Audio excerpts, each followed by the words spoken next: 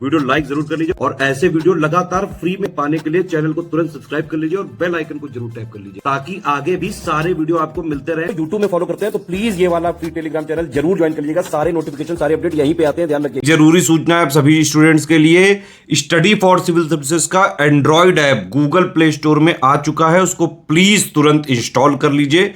और अगर आप स्टडी फॉर सिविल सर्विसेज के सिर्फ ऐप से कोई भी कोर्स कोई भी पीडीएफ परचेस करते हैं तो उसमें अप्लाई कूपन, अगर आप ज्ञान सर जो है आप उसमें अप्लाई करते हैं, ये कूपन कोड है, तो उसमें 20% फीस तुरंत माफ हो जाएगी। मतलब 20% डिस्काउंट तुरंत उसमें लग जाएगा। ज्ञान सर लिखना है, नॉर्मली ज्ञान सर स्मॉल लेटर में है सब कुछ, कोई स्पेस नहीं, कोई कॉलम नहीं, सिर्फ ज्ञान सर GYANSIR। इस तरह से अगर कूपन कोड लगाते हैं आप ऐप में बाई करने से पहले, जो अप्लाई कूपन वाले में आता है, तो 20% का डिस्काउंट तुरंत मिलेगा। वीडियो देखिए। नमस्कार दोस्तों, एक बार फिर से आपका स्वागत है यूपीपीएससी बेस्ट ऑनलाइन कोचिंग के इस यूट्यूब चैनल पर। दोस्तों, जीएस के टॉप 1500 क्वेश्चन की सीरीज को हम लोग और आगे बढ़ाएंगे। हम लोगों ने एक सीरीज को डन कर रखा है, अर्थात 150 क्वेश्चन पूरे हो चुके हैं। यहाँ पर हम लोग दूसरे सीरीज को स्टार्ट कर रहे हैं। यहाँ पर प्रश्न संख्या 1 से हम लोग आगे बढ़ेंगे। इसमें भी 150 प्रश्न होंगे, अर्थात हम लोग एक दिन में 15-15 क्वेश्चन का डिस्कशन करेंगे। तो 10 दिन में ये भी सीरीज पूरा डन हो जाएगा। ये क्लास सभी प्रकार के स्टेट पीसीएस एग्जाम और वनडे एग्जाम के लिए महत्वपूर्ण होने वाला है। तो चलिए दोस्तों, बढ़ते हैं आगे प्रश्नों की ओर। देखिए, यहाँ पर पहला प्रश्न दिया है। प्रश्न क्या दिया गया है कि भारत वन स्थिति रिपोर्ट 2021 के संबंध में सही विकल्प चुने। सेम यही डेटा यहाँ पर इंग्लिश में दिया है। Select the correct option in relation to India state of forest report 2021। आपको बताना है कि भारत वन स्थिति रिपोर्ट 2021 में जिसे प्रस्तुत किया गया था, उसमें कौन कौन सा डेटा दिया गया था जो यहाँ पर प्रस्तुत है। तो चलिए दोस्तों, देखते हैं कौन कौन सा विकल्प यहाँ पर सही बनेगा। तो पहला पॉइंट दिया, देश में कुल मैंग्रोव आवरण 4992 वर्ग किमी है, जो देश के कुल भौगोलिक क्षेत्रफल का 0.15% है। तो देखिए, पहला पॉइंट ये कहा जा रहा है कि मैंग्रोव आवरण की अगर बात करेंगे तो इसका जो क्षेत्रफल है 4992 वर्ग किमी है। तो ये पॉइंट बिल्कुल सही है और ये भौगोलिक क्षेत्र का 0.15% है, अर्थात पहला पॉइंट बिल्कुल सही होगा।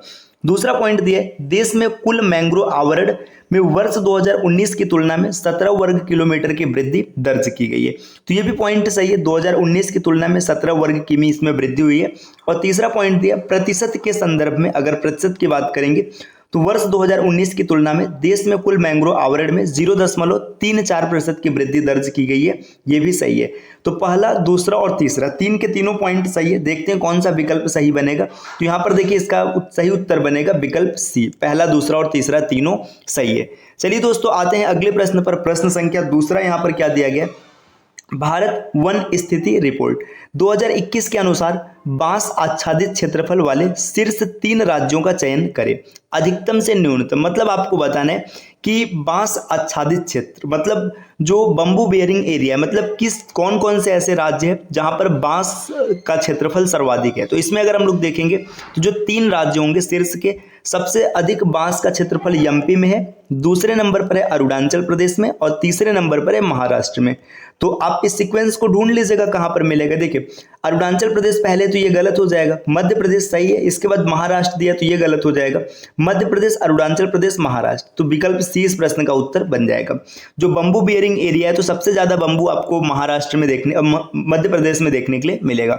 दूसरे नंबर पर आंध्र प्रदेश और तीसरे नंबर पर दूसरे नंबर पर अरुणाचल प्रदेश और तीसरे नंबर पर महाराष्ट्र। चलिए दोस्तों, बढ़ते हैं अगले प्रश्न पर। प्रश्न संख्या तीसरा, यहां पर क्या दिया गया, नवीनतम अद्यतित कृषि डेटा 2023 के संबंध में सही विकल्प चुने। Select the correct option in relation to latest update agricultural data 2023। मतलब 2023 की जो कृषि डेटा प्रस्तुत की गई है, इसके अनुसार आपको बताना है कि इसमें से कौन सा कथन सही होगा। तो चलिए देखते हैं कौन सा कथन सही है। पहला पॉइंट दिया है, कुल खाद्यान्न की सर्वाधिक उत्पादकता उत्तर प्रदेश राज्य में देखी गई। देखिए, खाद्यान्न की उत्पादकता अगर देखेंगे तो सबसे ज्यादा उत्पादकता पंजाब से देखने के लिए मिला था, न कि उत्तर प्रदेश से देखने के लिए मिला था। तो पहला पॉइंट यहाँ पर गलत हो जाएगा। दूसरा पॉइंट दिया, चावल की सर्वाधिक उत्पादकता पश्चिम बंगाल में देखी गई थी। देखिए, सर्वाधिक उत्पादकता की बात करेंगे तो चावल सर्वाधिक पंजाब में उत्पन्न हुआ था, तो ये भी पॉइंट यहाँ पर गलत हो जाएगा। तीसरा पॉइंट है, गेहूं की सर्वाधिक उत्पादकता पंजाब राज्य में देखी गई, बिल्कुल सही है। तो यहाँ पर आप देखेंगे तो विकल्प तीसरा सिर्फ सही है। इस प्रश्न का जो सही उत्तर बनेगा विकल्प ए बनेगा, क्योंकि केवल 3 इसी में दिया गया। दोस्तों, प्रश्न संख्या 4 पर आते हैं। 4 में क्या दिया गया, नवीनतम अद्यतित कृषि डेटा 2023 के संबंध में गलत विकल्प का चयन करें। आपको बताना है कि यहाँ पर कौन सा विकल्प गलत है, जो गलत होगा वही इसका उत्तर बनेगा। तो पहला पॉइंट दिया, मूल्य की दृष्टि से समुद्री उत्पाद भारत में सबसे अधिक निर्यात होने वाली कृषि वस्तु रही है। तो देखिए, अगर मूल्य की दृष्टि से बात करेंगे, सबसे ज्यादा जो प्राइस प्राप्त हुआ है ये समुद्री उत्पाद से प्राप्त हुआ है, तो बिल्कुल सही है, मतलब निर्यात किया गया। आगे देखेंगे, भारत में मूल्य की दृष्टि से वनस्पति तेल सबसे बड़ा आयातित कृषि उत्पाद रहा है, तो वनस्पति तेल का सबसे ज्यादा आयात किया गया, ये भी सही है। अब अगला पॉइंट दिया, मसालों के उत्पादन की दृष्टि से इलायची की फसल सबसे अधिक उत्पादित की गई। देखिए, यहाँ पे कहा जा रहा है कि इलायची की फसल का सर्वाधिक उत्पादन हुआ है, जबकि इलायची की फसल का नहीं हुआ, ये लहसुन का उपभोग है ना। तो यहाँ पर ये क्या हो जाएगा, गलत हो जाएगा। जो सबसे ज्यादा प्रोड्यूस किया गया ये गार्लिक किया गया, न कि इलायची किया गया। तो यहाँ पर ये क्या हो जाएगा, गलत हो जाएगा, अर्थात यही इस प्रश्न का उत्तर बनेगा, क्योंकि आपको वो सेलेक्ट करना है जो गलत है। तो विकल्प सी इस प्रश्न का उत्तर बनेगा। आते हैं दोस्तों प्रश्न संख्या 5 पर। 5 में क्या दिया गया, नवीनतम अद्यतन खनिज डेटा। अब यहाँ पर देखिए, मिनरल डेटा की बात किया जा रहा है 2023 के संबंध में सही विकल्प का चयन करें। आपको बताना है कि मिनरल डेटा के अनुसार कौन सा सही है। पहला पॉइंट दिया है, चीन और अमेरिका के बाद भारत दुनिया का तीसरा सबसे बड़ा ऊर्जा उपभोक्ता है। तो देखिए, ऊर्जा उपभोक्ता में सबसे पहले नंबर पर चीन है, दूसरे नंबर पर अमेरिका और तीसरे नंबर पर भारत है, बिल्कुल सही है। अयस्कों तथा खनिजों की श्रेणी में सबसे ज्यादा निर्यात हीरे का रहा है। अगर अयस्क और खनिज की बात करेंगे तो भारत जो सबसे बड़ा निर्यातक रहा है हीरे का रहा है, ये भी बिल्कुल सही है। धातुओं और मिश्र धातुओं की श्रेणी में सबसे ज्यादा निर्यात लोहा और इस्पात का रहा है। अगर धातु और मिश्र धातु की बात करेंगे तो सबसे ज्यादा जो निर्यात किया गया लोहे और इस्पात का किया गया, ये भी पॉइंट बिल्कुल सही है। तो पहला, दूसरा और तीसरा तीनों सही होगा, विकल्प सी इसका उत्तर बन जाएगा। दोस्तों बढ़ते हैं अगले प्रश्न पर। प्रश्न संख्या 6 में क्या दिया है, निम्नलिखित में से सही विकल्प का चयन करें। आपको बताना है कि इसमें से कौन सा विकल्प सही है। तो चलिए दोस्तों देखते हैं कौन सा सही है। भारत में यूरेनियम का सर्वाधिक भंडार आंध्र प्रदेश में है। अगर सर्वाधिक भंडार की बात करेंगे तो यूरेनियम भारत में सबसे ज्यादा आंध्र प्रदेश में, बिल्कुल सही है। अगला पॉइंट दिया, विश्व में यूरेनियम का सर्वाधिक भंडार ऑस्ट्रेलिया में, मतलब ऑस्ट्रेलिया के पास यूरेनियम का सबसे ज्यादा भंडार है, ये भी सही है।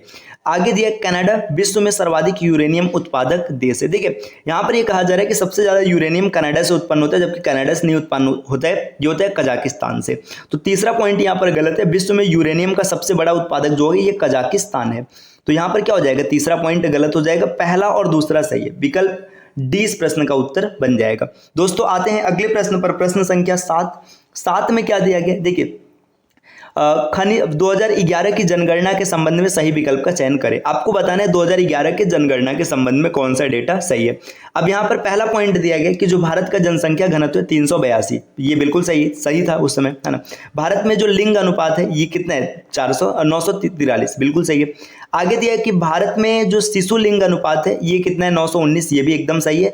अब नेक्स्ट अगले पॉइंट की बात करेंगे। अगला पॉइंट यहाँ पर क्या दिया, भारत की साक्षरता दर ये बताया गया था 74%, जबकि ये साक्षरता दर 74 नहीं 73% निकल कर आया था। तो ये गलत हो जाएगा, पहला, दूसरा और तीसरा सही है, विकल्प सी इस प्रश्न का उत्तर बन जाएगा।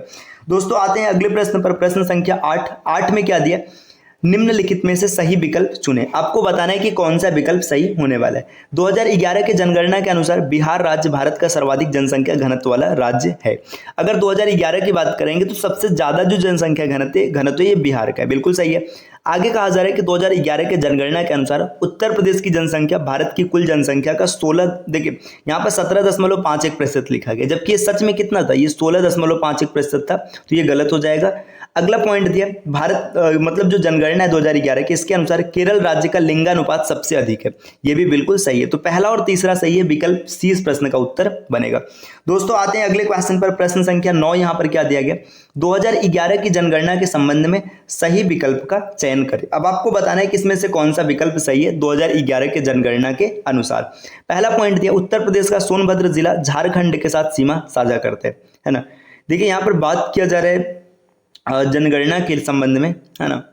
एक मिनट, देखिए यहाँ पे ये थोड़ा सा जो ऊपर का डेटा दिया ये यहाँ पे मिस है, मतलब यहाँ पर मिसिंग डेटा है, मतलब ये गलत दिया, क्योंकि यहाँ पे जनगणना की बात किया जा रहा है, यहाँ पे बताया जा रहा है सीमा साझा की बात, तो इसको हम यहाँ पे इस पॉइंट को स्किप करते हैं, है ना। देखिए सीधा सीधा दिया, उत्तर प्रदेश का सोनभद्र जिला झारखंड के साथ सीमा साझा करता है, बिल्कुल सही पॉइंट है। अगला पॉइंट दिया, उत्तर प्रदेश का सोनभद्र जिला छत्तीसगढ़ के साथ भी सीमा साझा करता है, ये भी बिल्कुल सही है। नेक्स्ट पॉइंट दिया, जो उत्तर प्रदेश हिमाचल प्रदेश के साथ सबसे लंबी सीमा साझा करता है। तो देखिए सबसे लंबी सीमा उत्तर प्रदेश जो है ये एमपी के साथ करता है, न कि एचपी के साथ करता है, तो ये गलत हो जाएगी। अगला पॉइंट दिया उत्तर प्रदेश मध्य प्रदेश के साथ सबसे छोटी सीमा साझा करता है, तो पॉइंट 3 में आपने देख रखा है सबसे बड़ी है एमपी के साथ, तो ये भी पॉइंट गलत है। तो पहला और दूसरा यहाँ पर सही हो जाएगा, तीसरा और चौथा गलत है, तो इसका उत्तर बनेगा विकल्प ए। दोस्तों आते हैं अगले प्रश्न पर, प्रश्न संख्या 10 में यहाँ पर दिया गया 2011 की जनगणना में उत्तर प्रदेश के संबंध की बात करेंगे। देखिए उत्तर प्रदेश के बारे में आपको बताना है, सबसे अधिक जनसंख्या वाला जिला प्रयागराज रहा है ना। तो देखिए यहाँ पे कहा जा रहा है कि 2011 की जो जनगणना हुई थी उसमें सबसे अधिक जनसंख्या जो थी प्रयागराज की थी, बिल्कुल सही है। दूसरा पॉइंट है सबसे अधिक 0 से 6 वर्ष आयु वर्ग की जनसंख्या वाला जिला भी प्रयागराज है। देखिए अगर सबसे ज्यादा जनसंख्या प्रयागराज की है तो भाई 0 से 6 वाले भी प्रयागराज में ही होंगे, है ना। अच्छा अगर कभी आपसे ये पूछ ले बताइए प्रयागराज की जनसंख्या कितनी आई थी, तो याद रखिएगा 59.5 लाख, है ना। तो अप्रॉक्सीमेट आप 60 लाख बोल सकते हैं। अगर 0 से 6 वर्ष की आयु वर्ग की बात करेंगे तो 8.85 लाख, अर्थात आप 9 लाख आसानी से बोल सकते हैं। तीसरा पॉइंट यहाँ पर क्या दिया गया कि सबसे अधिक 10 की जनसंख्या वृद्धि दर वाला जिला गौतम बुद्ध नगर था, तो ये भी पॉइंट बिल्कुल सही है। इसमें जो 10 की वृद्धि थी ये 49.1% रही थी। तो पहला दूसरा तीसरा तीनों पॉइंट सही, तो इसका उत्तर बनेगा विकल्प सी।